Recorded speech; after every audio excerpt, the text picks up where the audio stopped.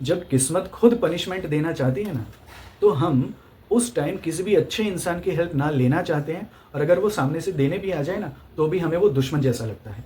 क्या आपने भी ऐसा अपनी ज़िंदगी में कभी महसूस किया है? मैं आज आपसे ऐसे एक स्टोरी शेयर कर रहा हूँ जिससे आपकी आंखें खुल जाएंगी कि बुरा दौर शुरू होते ही क्या क्या होता है, और कैसे किसी एस्ट्रोलॉजर की, ज्योतिष की हेल्प से हम उस बुरे दौर को मिनिमाइज करके बाहर निकल सकते हैं। एक छोटी सी लड़की का मुझ पर कॉल आया कि सर, मेरे फादर जो है वो अमेरिका की पुलिस कस्टडी में हैं। मैंने पूरी सिचुएशन समझ ली। इलीगल वे से वो किसी एजेंट के फ्रॉड में आ गए, गलत डॉक्यूमेंट्स बनवा लिए, यहाँ से कनाडा गए।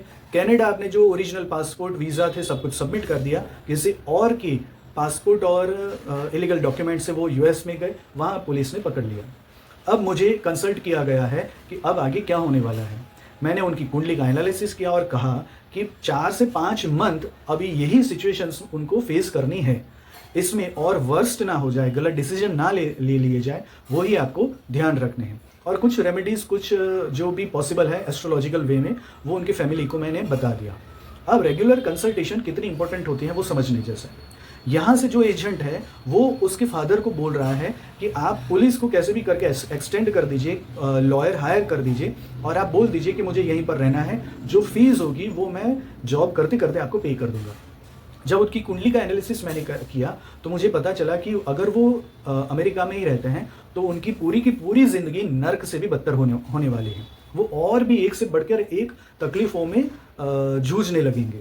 मैंने उनकी वाइफ को, उनकी फैमिली को बोल दिया कि आप अपने हस्बैंड से अगर बात होती है तो कह दीजिए कि वो कुछ भी करके पुलिस को, लॉयर को बोल दे कि मुझे अब यूएसए में नहीं रहना, मुझे डिपोर्ट कर दो, जितना जल्दी हो सके डिपोर्ट कर दिया जाए। अब उनकी पूरी ज़िंदगी यहीं पर थी, अपनी मातृभूमि भारत में ही अच्छी वाली ज़िंदगी थी। अगर वो किसी और कंट्री में जाते हैं तो वहाँ पर उनको प्रॉब्लम्स ही फेस करने थे। हाँ, कुंडली में ऐसा होता है, किसी किसी की कुंडली ऐसी होती है कि वो अगर भारत में रहे, जन्मभूमि में रहे, तो सिचुएशन ख़राब होंगी। अगर वो कहीं और जाता है तो बेटर हो जाएंगी। अब इन्होंने ऐसे ही सजेस्ट किया अपने लॉयर को, पुलिस को, तो जो भी लीगल प्रोसीजर थी वहाँ से इनको डिपोर्ट कर दिया। उनकी कुंडली में 2 फ्रॉड मुझे दिख रहे थे इसी ड्यूरेशन में। अब फर्स्ट फ्रॉड था उनकी डॉक्यूमेंटेशन का गुम होना या कहीं पर मिस हो जाना।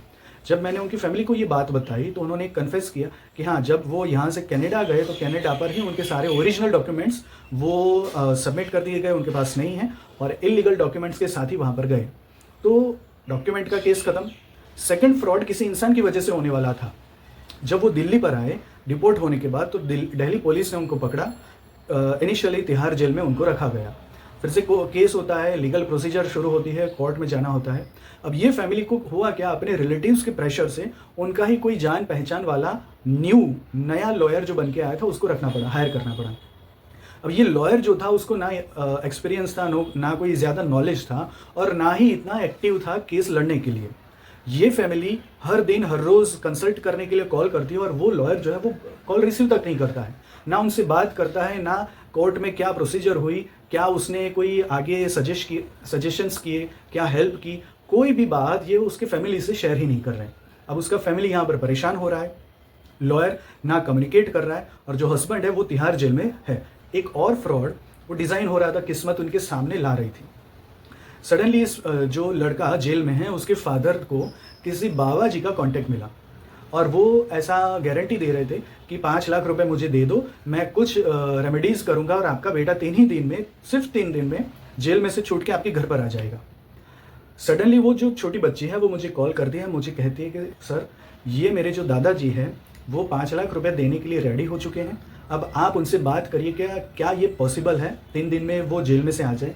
अब वो बाबा जी बोल रहे थे, इतना एग्जाम्पल्स दे रहे थे कि 5 लाख में मैंने इतने सबको छोड़वा दिया है, ये तो कुछ नहीं है, ऐसा वैसा कुछ।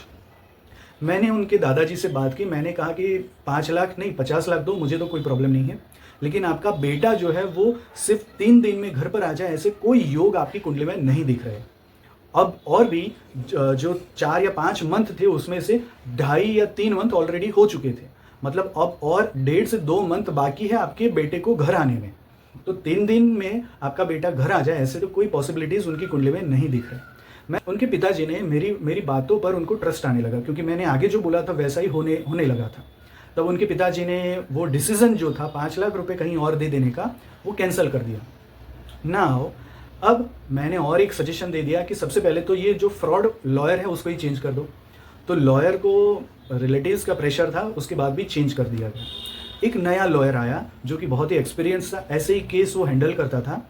अब उस लॉयर ने भी यही बोल दिया कि मैं किसी भी तरह से जुगाड़ करके इनको इसी कोर्ट में से बेल करवा दूंगा।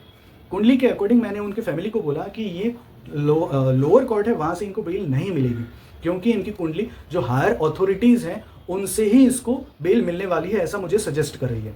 मैंने बोला कि आप अगर ये लॉयर का एक्सपीरियंस है तो नो प्रॉब्लम, उसका कॉन्फिडेंस है, वैसे ही आगे बढ़ो। लेकिन मेरा सजेशन है कि हायर कोर्ट के लिए भी डॉक्यूमेंटेशन करके रखो, एप्लीकेशन डिज़ाइन करके रखो, ताकि अगर लोअर कोर्ट ना बोले उसी दिन हायर कोर्ट में अप्लाई कर दिया जाए।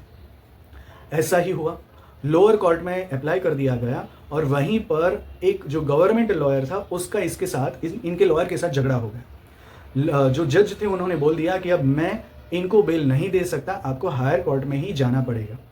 सेकेंड डे हायर कोर्ट में जाते हैं और वहाँ से बेल हो जाती है। सारी प्रोसीजर खत्म होने के बाद रिसेंट ये वीडियो मैं रिकॉर्ड कर रहा हूँ, उसके 5 दिन पहले ही वो जो लड़का जो अमेरिका की कस्टडी में था वहाँ से तिहाड़ जेल में गया और सारी फैमिली बहुत ही बुरे दौर में से गुजरने के बाद फाइनली हैप्पी मोमेंट आते हैं उनकी ज़िंदगी में और वो वापस तिहाड़ जेल से निकल के अपने घर पर एक अच्छी खुली हवा में सांस लेते हैं। इस दौरान जो उनकी वाइफ थी उनको सुसाइडल थॉट्स आ रहे थे। उनके फादर जो थे वो 5 लाख रुपए किसी और को देने वाले थे और इससे भी बुरे दौर में फंसने वाले थे। जो ये बंदा था वो अमेरिका की कोर्ट में ये बोलने वाला था कि मुझे यहीं पर रहना है, मुझे और लॉयर दो और मैं यहाँ पर ही प्रोसीजर करके रहूँगा।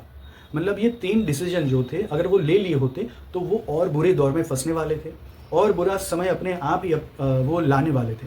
लेकिन कंटिन्यू एक एस्ट्रोलॉजर की कंसल्टेशन से, हेल्प से क्या कब डिसीजन लेना होता है और वो जो प्रॉब्लम है वो कितने टाइम ड्यूरेशन का है वो भी आप जान सकते हैं।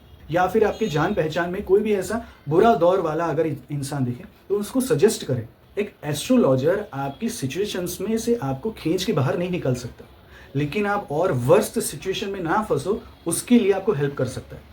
बुरे दौर में से अच्छे से मिनिमम प्रेशर में कैसे हम निकल सकते हैं, इसके लिए आपको हेल्प कर सकता है। एक एस्ट्रोलॉजर की हेल्प से आप कितने भी बुरे दौर में हैं तो वो आप ड्रेस्टिक चेंज आके कोई चमत्कार करके आपको अच्छे टाइमिंग में नहीं ला देगा, लेकिन आपको और बुरा ना फंस जाओ उसके लिए आपको गाइड करता रहेगा। कोई गलत डिसीजन ना ले लो आपकी प्लानिटरी पोजीशंस के अकॉर्डिंग, क्योंकि आप अपने दिमाग पर कंट्रोल नहीं कर सकते। यही थॉट्स की वजह से तो आपने इस दौर में फंस चुके हैं। तो वो गाइड करता रहेगा कि ये जो थॉट है, ये जो डिसीजन है वो आपकी ज़िंदगी के लिए अच्छा होगा या बुरा होगा, ये आप डिसाइड नहीं कर सकते। वो एक एस्ट्रोलॉजर ही है जो अपनी बहुत से नॉलेज को अप्लाई करता है, प्लानिटरी पोजीशंस को समझता है, तब जाके वो आपके लिए डिसीजन ले पाता है। अगर आपके आसपास ऐसा कोई इंसान है जो बहुत ही बुरे दौर में फंस रहा है या फिर वो बहुत बुरे दौर में है और वहाँ से निकलना चाहता है, आप उसको हेल्प करना चाहते हो, तो कम से कम ये वीडियो उसको ज़रूर शेयर कर सकते हो। धन्यवाद।